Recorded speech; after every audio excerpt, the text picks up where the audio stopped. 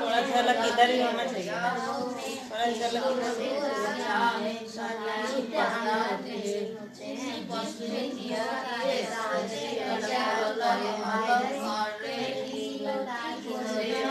डाल दीजिएगा थोड़ा सा भी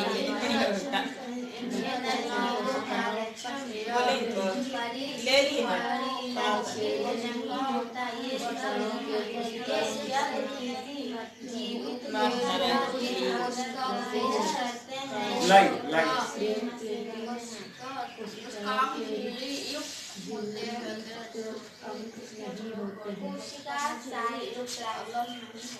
स्टॉप नाउ।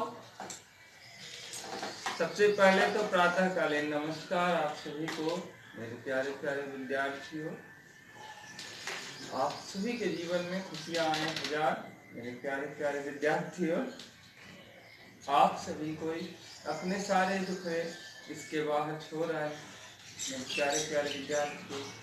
यहाँ पे आए तो सिर्फ विद्यार्थी ही नजर आए, मेरे प्यारे प्यारे विद्यार्थियों।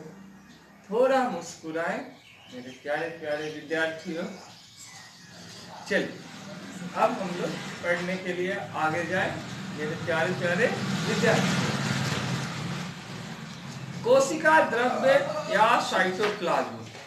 आज इस एपिसोड में हम लोग यहाँ से आगे बढ़ते हैं। जीव द्रव्य का वह भाग जो कोशिका भित्ति एवं केंद्रक के बीच होता है उसे कोशिका द्रव्य या साइटोप्लाज्म कहते हैं।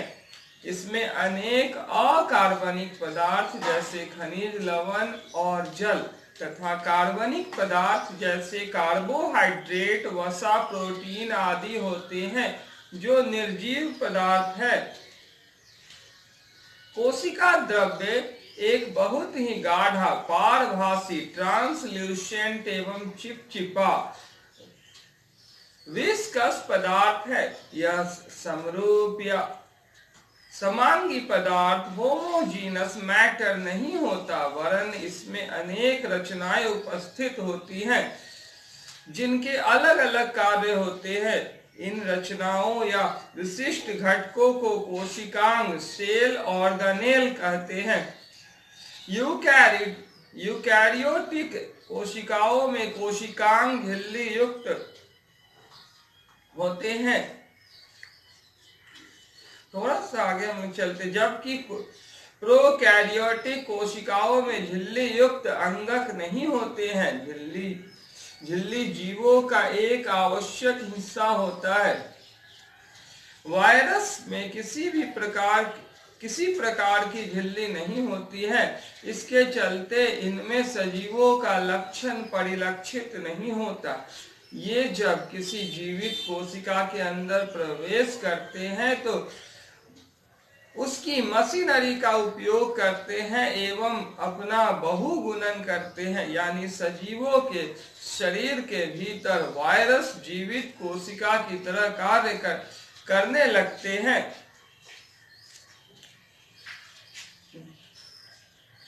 देखो बाबू, यहाँ पे दिया गया है आपको कोशिका द्रव्य। सबसे पहले तो जो किसी का भी ऊपरी आवरण होता है, ठीक है, उसको कहते हैं झिल्ली। तो इसको समझिए। उससे भी पहले ये समझिए, एक बार फिर से सर बता देना चाहते हैं कोशिका क्या होता है। तो सजीवों की सबसे छोटी जो इकाई होती है, सजीवों की सबसे छोटी इकाई जो रचनात्मक यानी रचना करने में छोटा से बड़ा, बड़ा से बड़ा और बड़ा, और कार्यात्मक यानी कार्य करने में जिसकी आत्मा बसती है उसे कहते हैं कार्यात्मक। ऐसे कार्यों में सहयोग पहुंचाती है उसे कहते हैं कोशिका द्रव्य। ठीक है, तो आप लोग जो छोटे से बड़े हो रहे हैं, उसे कहते हैं कोशिका। तो ये कोशिका के कारण ही हो रहा है। ठीक है, कोशिका ग्रोथ हो रहा है तो आप लोग इतने बड़े हो रहे हैं। और भी बहुत सारी चीजें इसके अंतर्गत जो ध्यान देनी चाहिए। तो the smallest functional and creational part of a living organism is called a cell. यहां तक क्लियर है? अब देखिए कोशिका द्रव्य या साइटोप्लाज्म क्या होता है। तो यहां पे समझने की कोशिश कीजिएगा। तो जीव द्रव्य का वह भाग, यहां आइए सभी को, चले यहां आइए फटाक से।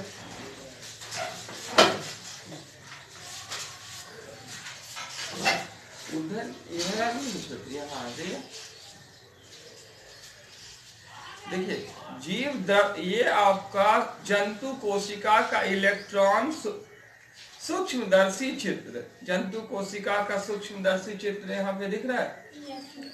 इस क्षेत्र में इसको समझने की कोशिश कीजिए। जीव द्रव्य का वह भाग, पहले तो जीव द्रव्य आप समझने की कोशिश कीजिए कि ये आपका है क्या, जीव द्रव्य का वह भाग जो कोशिका भित्ति, यानी ये है ना, ये वाला हिस्सा,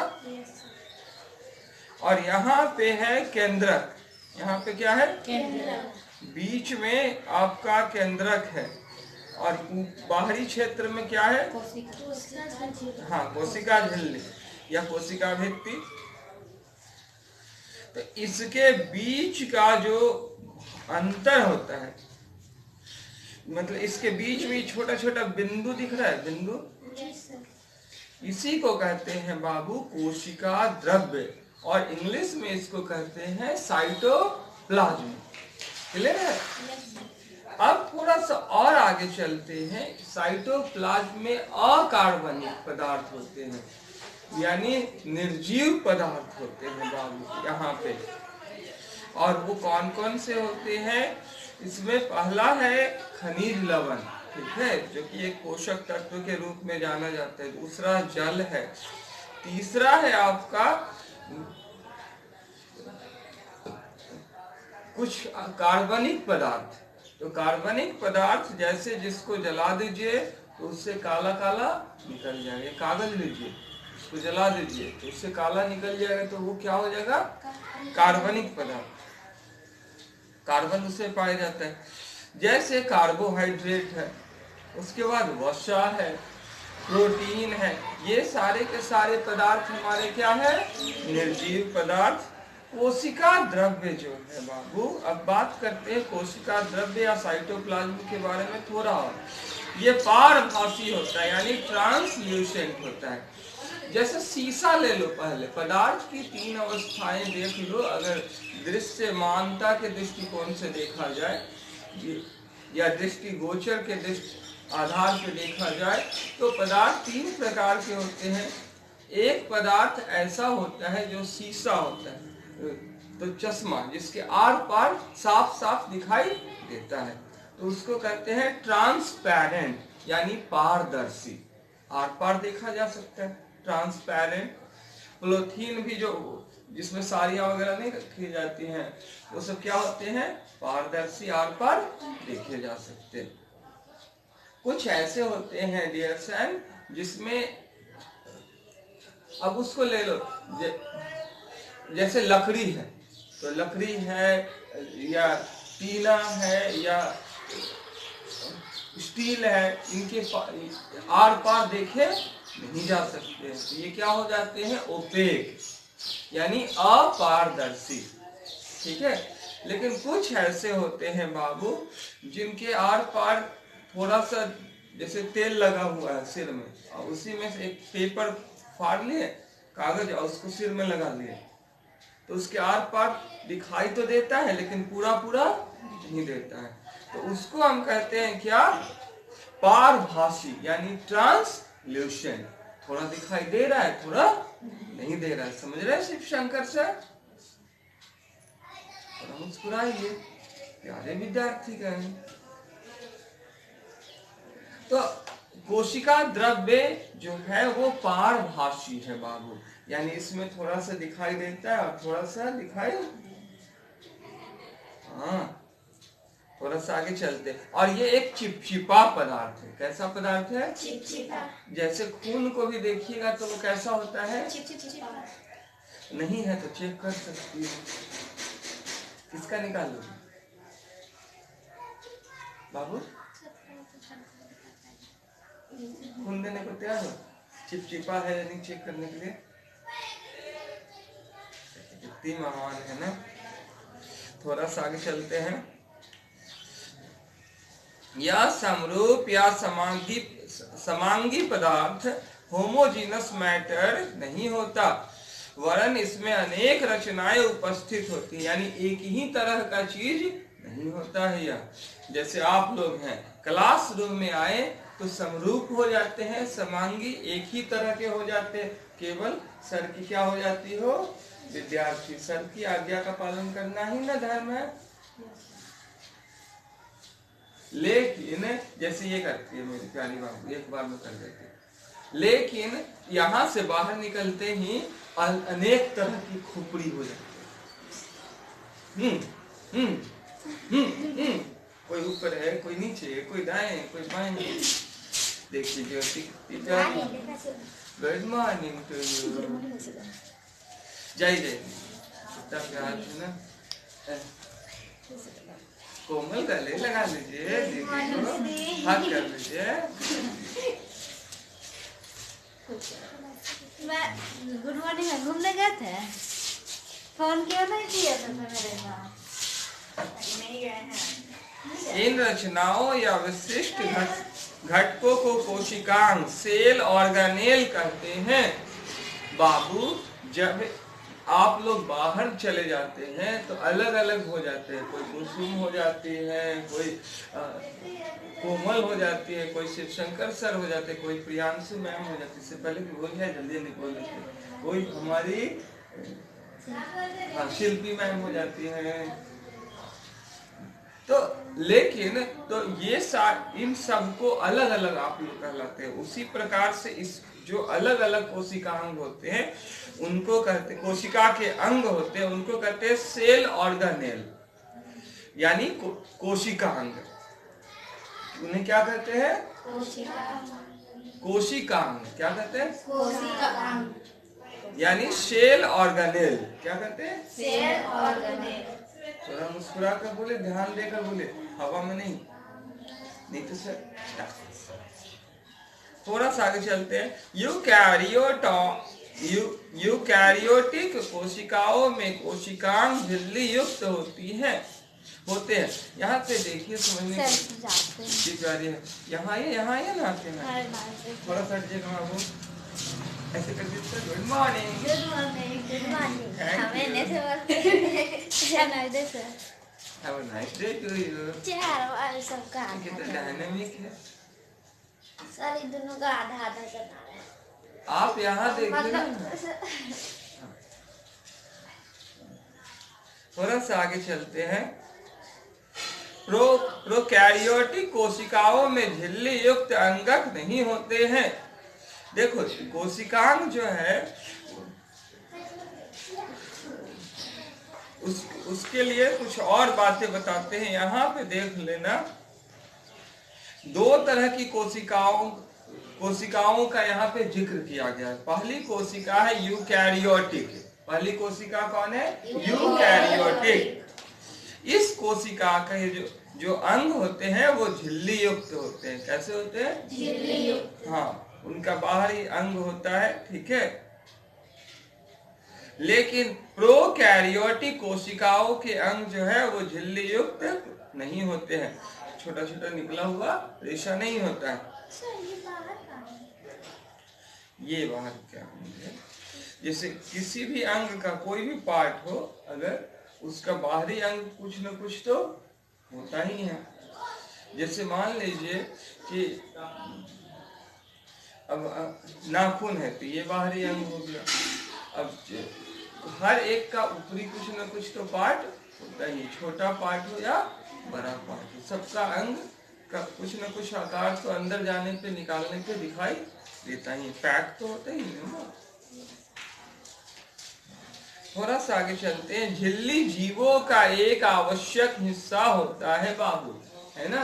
जैसे ये जो झिल्ली है, ऊपरी या भित्ति है, ये होना चाहिए ना, ये जीवों का एक आवश्यक हिस्सा होता है। लेकिन दिलचस्प बात बताए बाबू,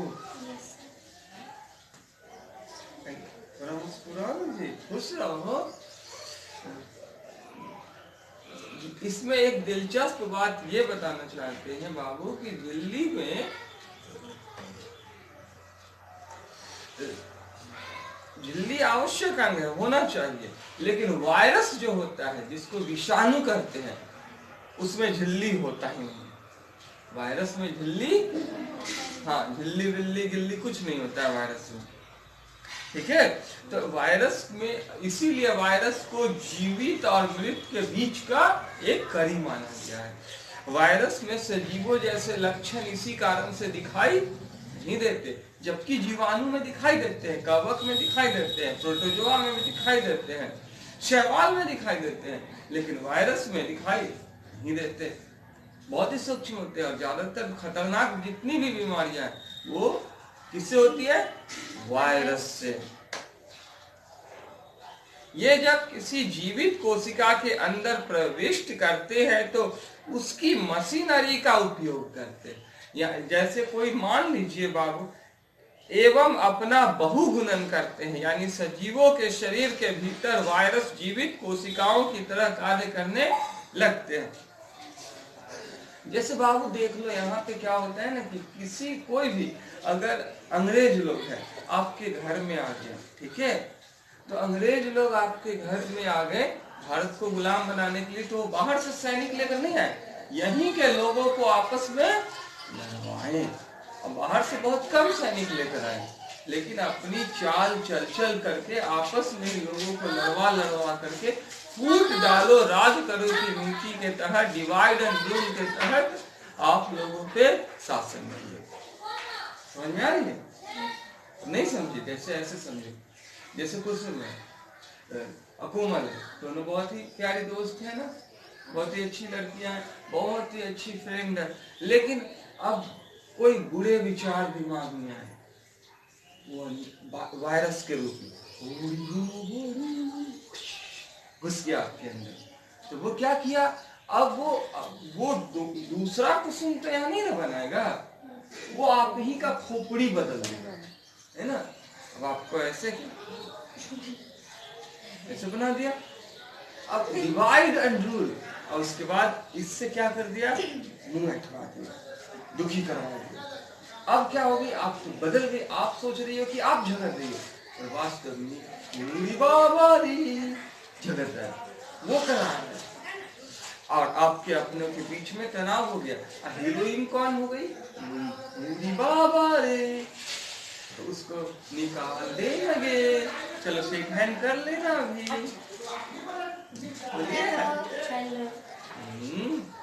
एक बचा था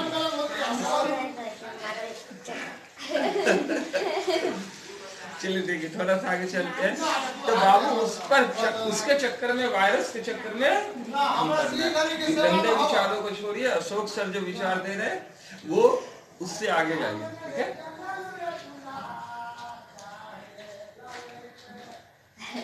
जरूरत पड़े तो चुटकुला सुनिए।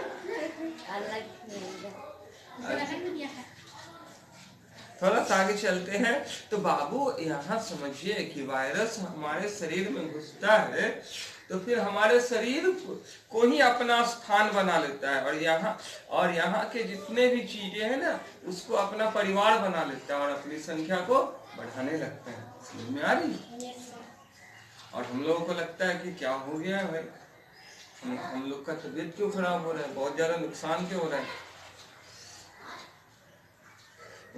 कोशिका अंगक या जीव द्रव्य में पाई जाने वाली रचनाएं, तो ये कल पढ़ा देंगे, ठीक है। आज यहीं तक रहने देते हैं। इसको यहाँ तक समझ में आया? तो समझ में आया तो इसको नोट कीजिए और कल से पिटाई चालू कर देंगे। ये कल हम सुनेंगे, और नहीं सुनाई तो फिर सर कुछ ना कुछ बजाना शुरू कर देंगे दिनक दिन। हाँ ठीक है, इसलिए इसको नोट कीजिए। एक क्वेश्चन लिख लीजिए, कोशिका द्रव्य या साइटोप्लाज्म का सचित्र वर्णन करें। हाँ, अब यहाँ से यहाँ तक लिख देना है। चलिए अभी लिखिए ना। ए बाबू, कोई टेंशन नहीं। अपने अंदर के बुराइयों को आपको निकालना है। ज्ञान के द्वारा अपने को सींचना। ज्ञान ही हम लोगों को क्या करता है, हमेशा ऊपर उठाता है, ठीक है, अपने अहंकार से मुक्त करता है। चलिए उसे ला दीजिएगा डेट वाले को प्लीज। पढ़िए तो यहाँ क्या लिखा हुआ है। क्रोध मनुष्य को मंगल बना देता, क्या बना देता है? पागल बना देता है। तो क्यों हम ना विवेक से काम ले। अब देखो, क्रोध में आप झुंझला करके कोमल से बात कर सकती हो ना। मांगल नहीं बना देता, पागल बना देता है।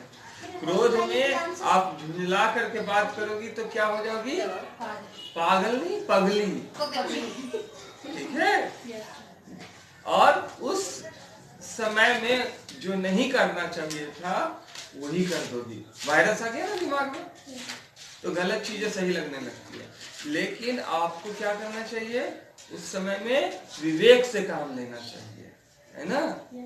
और विवेक के लिए संपर्क कीजिए परम पूजनीय 108 बाबा शिव शंकर से, है ना। बाबा शिव शंकर को फूल पत्ती चढ़ाइए। आज सोमवार का दिन है, पाँव छुइए, सब मंगल होगा। विवेक कहने का मतलब होता है इंसान के अंदर की जो सद्बुद्धि होती है ना, वो, ठीक है, जिससे इंसान अच्छे और बुरे कार्यों में निर्णय लेता है, सही गलत में परख कर पाता है, ठीक है, ज्ञान अज्ञान में परख कर पाता है। उसे कहते हैं विवेक, इंग्लिश में विजडम। आप विवेक के शरण में रहें। जिंदगी मुस्कुराने के लिए है तो मुस्कुराइए, इसे रख दीजिए। चलिए फटाफट एक क्वेश्चन लिखे तो।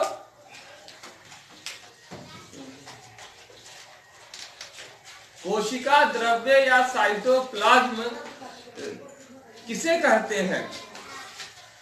कोशिका द्रव्य या साइटोप्लाज्म किसे कहते हैं?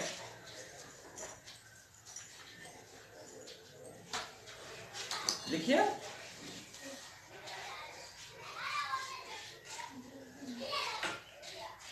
कोशिका द्रव्य या साइटोप्लाज्म किसे कहते हैं?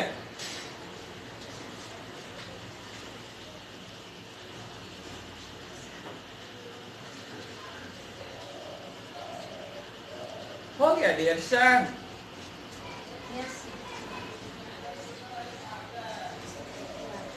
चित्र सहित वर्णन करे।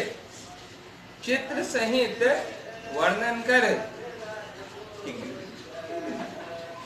चित्र सहित वर्णन करे।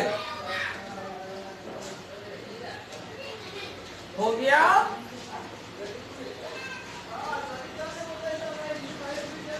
वर्णन करे।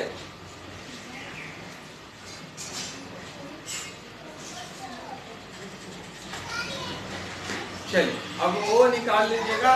इकोनॉमिक्स रीडिंग डालिए तो तब तक सराते हैं।